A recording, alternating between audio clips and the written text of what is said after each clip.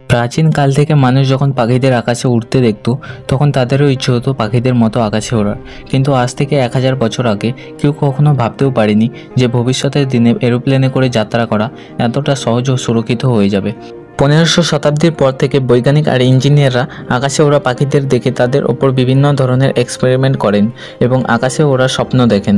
আর তাদের এই স্বপ্নকে সত্যি করার জন্য তারা নিজেদের পুরো জীবন আবিষ্কারের পিছনে লাগিয়ে দিয়েছিলেন। তাদের মধ্যে কয়েকজন সফল হয়েছিলেন, আবার কয়েকজন অসফলও হয়েছিলেন।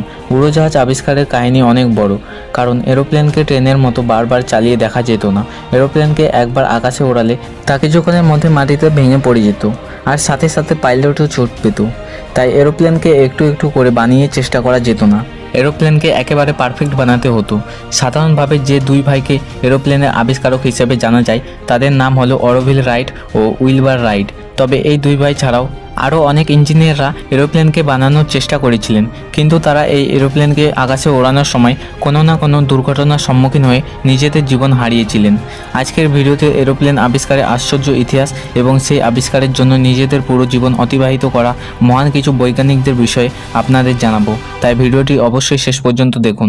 আর চ্যানেলে নতুন হলে অবশ্যই সাবস্ক্রাইব করে দিন, আর ফেসবুক ইনস্টাগ্রাম থেকে দেখলে ফলো করে দিন নতুন ভিডিওর আপডেট সবার আগে পেতে। এরোপ্লেন আবিষ্কারের তালিকায় প্রথমে আছে লিওনার্দো দা ভিঞ্চি। তিনি 1452 সালে জন্মগ্রহণ করেছিলেন। তিনি একজন মহান চিত্রকর ছিলেন, তবে তাকে পুরো পৃথিবী শুধুমাত্র একজন চিত্রকর হিসেবেই জানত এমনটা নয়। তিনি সেই সময় একজন মহান গবেষকও ছিলেন। তার তৈরি প্রত্যেকটা পেন্টিংয়ে কোনো না কোনো রহস্য লুকিয়ে থাকতো, আর এই সব পেন্টিং দেখে সেই সময়কার মানুষেরা অবাক হয়ে যেত। লিওনার্দো দা ভিঞ্চিকে পৃথিবীর প্রথম মানুষ বলা হয়, যিনি উড়োজাহাজের প্রথম স্বপ্ন দেখেছিলেন এবং সেটাকে বাস্তবায়নও করেছিলেন। তার এই স্বপ্নকে বাস্তবে পরিণত করতে তিনি দিনরাত এক করে দিয়েছিলেন। লিওনার্দো দা ভিঞ্চি উড়োজাহাজের সম্বন্ধে 3টা থিওরি দিয়েছিলেন, আর পরবর্তীকালে এই থিওরির ওপর কাজ করে অনেক বিজ্ঞানী সফল এরোপ্লেন আবিষ্কার করেছিলেন। আর এই থিওরির মধ্যে প্রথমটি হলো দ্য ফ্লাই মেশিন। ফ্লাই মেশিনকে লিওনার্দো দা ভিঞ্চির সবথেকে সর্বশ্রেষ্ঠ আবিষ্কার বলে মানা হয়। পাখি কিভাবে আকাশে ওড়ে আর কিভাবে মাটিতে নেমে আসে এই ব্যাপারের ওপর অনেক সময় ধরে তিনি রিসার্চ করেছিলেন। এই রিসার্চের পর তিনি কাঠের সাহায্যে একটি ফ্লাই মেশিন বানান। এই মেশিনে 33 ফুটের 2টি স্লাইড দিয়ে তিনি পাখা তৈরি করেছিলেন। এতে স্টেমের ব্যবহারও করা হয়েছিল, যাতে পা দিয়ে প্যাডেল করে সহজে আকাশে ওড়া যায়। আর সামনের দিকে দিশা নিয়ন্ত্রণ করার জন্য সাইকেলের মতো স্টিয়ারিং লাগানো ছিল। লিওনার্দো দা ভিঞ্চির এরোপ্লেন আবিষ্কারের স্বপ্ন পূরণ হওয়ার আগেই তার মৃত্যু হয়ে যায়। 2 মে 1519 সালে তিনি মারা যান। 2 নম্বর থিওরিটা হলো the fly screw. Leonardo da ভিঞ্চির তার স্বপ্নের এরোপ্লেন আবিষ্কার করার জন্য তিনি আরেকটি মেশিনের স্যাম্পল তৈরি করেছিলেন, আর এই মেশিনের নাম দেন ফ্লাই স্ক্রু। তার এই মেশিনের ডিজাইন আজকের দিনের হেলিকপ্টারের সাথে অনেকটা ম্যাচ করে। 3 নম্বর থিওরিটা হলো দ্য প্যারাশুট। লিওনার্দো দা ভিঞ্চির পেন্টিংয়ের মাধ্যমে সর্বপ্রথম সবার সাথে একটি প্যারাশুটের উল্লেখ করেন। তার এই প্যারাশুট দেখতে ইজিপ্টের পিরামিডের মতো ছিল। এর প্যারাশুটের পেন্টিংয়ের সাথে সাথে তিনি আরও অনেক জরুরি তথ্য দিয়েছিলেন। 1519 সালে লিওনার্দো দা ভিঞ্চির মৃত্যুর পরে অনেক ব্যক্তি এরোপ্লেন বানানোর চেষ্টা করেছিলেন, কিন্তু তারা কেউ সফল হননি। 1800 শতাব্দীর শেষ দিকে হট এয়ার বেলুনের আবিষ্কার হয়ে গিয়েছিল।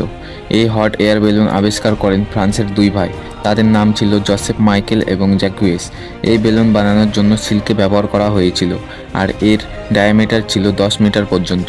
19 সেপ্টেম্বর 1783 সালে এই বেলুনের এক্সপেরিমেন্ট করার জন্য এই বেলুনে একটি মুরগি, একটি হাঁস আর একটি ছাগলকে বসিয়ে হাওয়ায় উড়িয়ে দেওয়া হয়েছিল। বেলুনটি প্রায় 15 মিনিট পর্যন্ত হাওয়ায় ভেসেছিল, তারপর মাটিতে পড়ে যায়।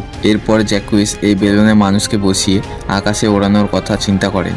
এরপর 1 মাস পরে 21 নভেম্বর 1783 সালে একজন বৈজ্ঞানিক এবং একজন মিলিটারি অধিকারী প্রথম হট এয়ার বেলুনে যাত্রা করেন। এই বেলুনে করে তারা প্রায় 25 মিনিট ধরে 9 মিটার পর্যন্ত যেতে পেরেছিলেন।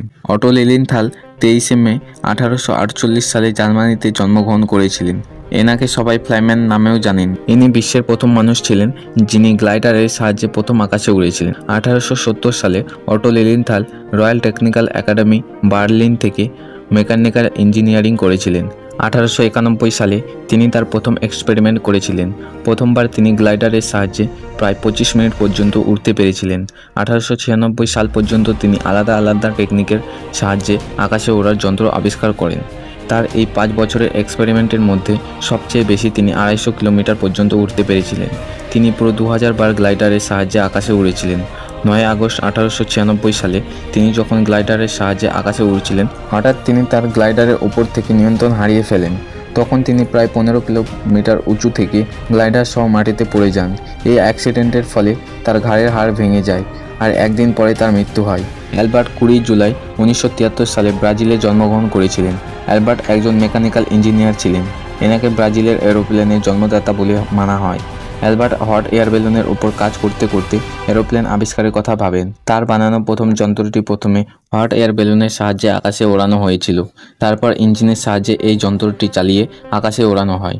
1898 সালে তিনি তার প্রথম চেষ্টা করেছিলেন। তারপর 1901 সালে তিনি তার এই শ্রেষ্ঠ আবিষ্কারকে আকাশে উড়িয়ে পুরো পৃথিবীতে এক ইতিহাসের সৃষ্টি করেছিলেন।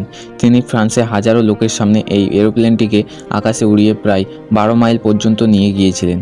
19 আগস্ট 1971 সালে জন্মগ্রহণ করেছিলেন অরভিল রাইট, আর 16 এপ্রিল 1887 সালে জন্মগ্রহণ করেছিলেন উইলবার রাইট। এদের সবার রাইট ব্রাদার্স নামে জানে। আমেরিকার এই দুই ভাইকে এরোপ্লেনের আবিষ্কারক হিসেবে জানা হয়। 17 ডিসেম্বর 1903 সালে এই দুই ভাই পৃথিবীর সবথেকে প্রথম সাকসেসফুল এরোপ্লেন আবিষ্কার করেছিলেন। রবার্ট ব্রাদার্সদের ছোটবেলা থেকে আকাশে ওড়ার খুব ইচ্ছে ছিল। তারা পাখিদের আকাশে উড়তে দেখে নিজেরাও উড়তে চাইতো, তবে এই স্বপ্নকে পূরণ করার জন্য তাদের কাছে সেই পরিমাণ টাকা ছিল না। অটো লিলিনথালকে দেখে এই দুই ভাই খুবই আগ্রহী হয়। তারা শুরুর দিকে অটো লিলিনথালের মতো আকাশে উড়ে বেড়াতো। তারা একটি সাইকেলের দোকানে কাজ করত, আর সেখান থেকে এই গ্লাইডার ওড়ানোর কথা মাথায় আসে। গ্লাইডারের সাহায্যে আকাশে ওড়াতো খুব সহজ ছিল, কিন্তু তার ব্যালেন্স রাখা আর ঠিক সময় নির্দিষ্ট জায়গায় ল্যান্ড করা ছিল খুবই কঠিন। দুর্ঘটনার হাত থেকে বাঁচতে এই দুই ভাই 1900 সালে ফাঁকা জনমানবহীন একটি জায়গায় গিয়ে তাদের এক্সপেরিমেন্ট শুরু করেন।